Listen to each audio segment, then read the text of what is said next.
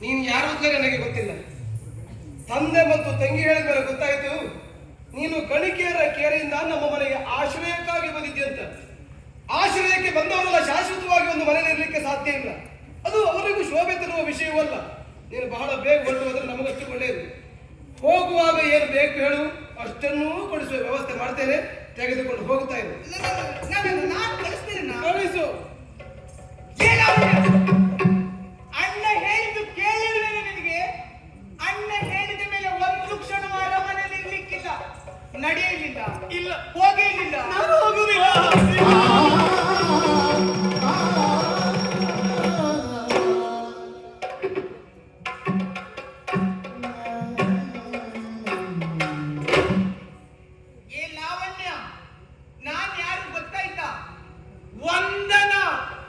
ನನ್ನಲ್ಲಿ ನೀ ವಿರೋಧ ಕಟ್ಟಿಕೊಂಡೆ ಅಂತಾದ್ರೆ ಸೇರ್ತೀಯ ಸ್ಮಶಾನ.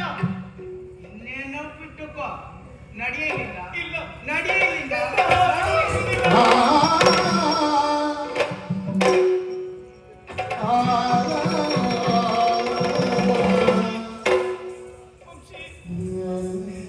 ನಿನಗೆ ನನ್ನ ನೆನಪಿಲ್ವೇನು? ನಾನು ನಿನ್ನ ಲಾವಣ್ಯ ಮರೆತು ಹೋಯ್ತೇನೆ. ನಿನಗೆ ಇದೇ ಕೈಗಳಿಂದ ನಾನಿನ ಗುಂಡಿಸಿದ್ದೇನೆ, ಇದೇ ಸೀರೆ ಸೆರಗಿಂದ ನಾನು ನಿನಗೆ ಗಾಳಿ ಹಾಕಿದ್ದೇನೆ, ನಿನ್ನ ಸೇವೆ ಮಾಡಿದ್ದೇನೆ. ಅದೆಲ್ಲ ಮರೆತರೆ ಬೇಸರ ಇಲ್ಲ ನನಗೆ. ವಂಶಿ, ನಾನೀಗ 3 ತಿಂಗಳ ಗರ್ಭಿಣಿ. ಈ ಮಗುವಿನ ತಂದೆ ನೀನು, ಅದನ್ನು ಮಾತ್ರ ಮರೆಯಬೇಡ ವಂಶಿ. ಕೈ ಮುಗಿದ್ದೇನೆ. ಚೆನ್ನಾಗಿದೆ ಕತೆ. ಅಷ್ಟೇ ಚಂದವಾಗಿ ಮತ್ತೊಬ್ಬರ ಮನಸ್ಸಿಗೆ ಮುಟ್ಟುವ ಹಾಗೆ ಕಥೆಯನ್ನು ಹೇಳ್ತೀನಿ ನೀನು.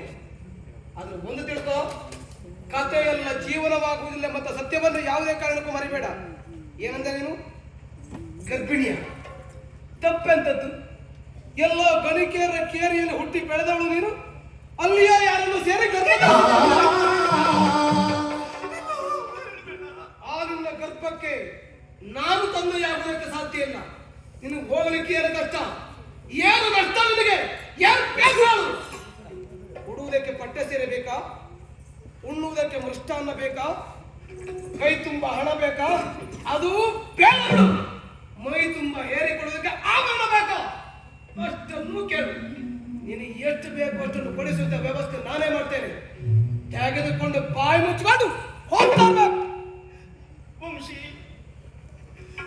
ನನ್ನ ಆಭರಣವೇ ನೀನು.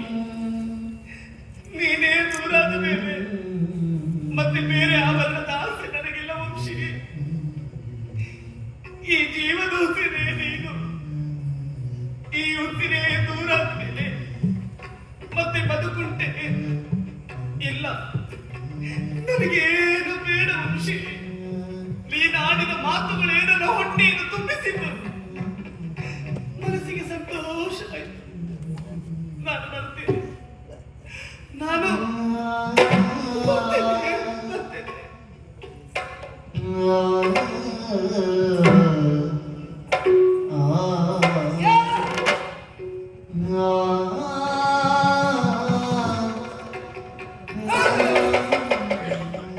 ಏನಿಲ್ಲ.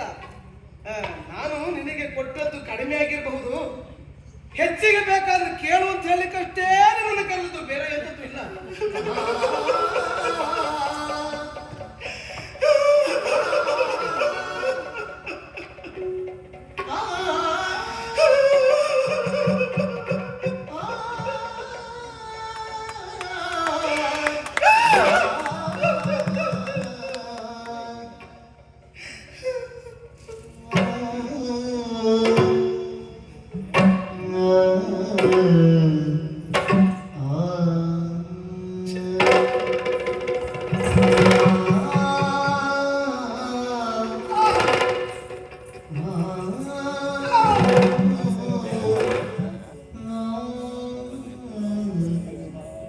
ಏನಾಗ್ತಾ ಇದೆ ನನ್ನ ಜೀವನದಲ್ಲಿ?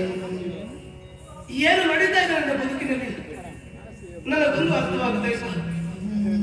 ಅವಳು ಆಡಿದ ಅಷ್ಟು ಮಾತನ್ನು ನಾನು ಕೇಳಿಸಿಬಿಟ್ಟೆನಲ್ಲ. ನನಗಳು ಊಟ ಮಾಡಿಸಿದ್ದಂತೆ, ಗಾಳಿ ಬೀಸಿದಂತೆ, ಜೋಗಳ ಹಾಡಿದಂತೆ, ಗಿರಿಧಾಮಕ್ಕೆ ಕರೆದುಕೊಂಡು ಹೋಗಿದ್ದಂತೆ. ಮಾತ್ರ ಅಲ್ಲ, ಅವಳ ಈಗ ನನ್ನಿಂದ 3 ತಿಂಗಳ ಗರ್ಭಿಣಿಯಂತೆ.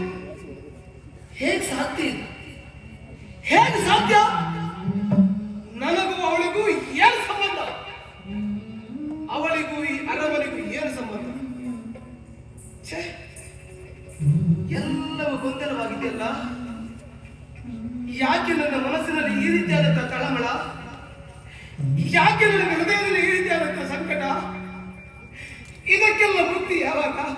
ಯಾಕೆ ಈ ರೀತಿಯಾದಂತಹ ಪರೀಕ್ಷೆ ನನಗೆ? ದೇವರೇ ದೇವರೇ ದೇವರೇ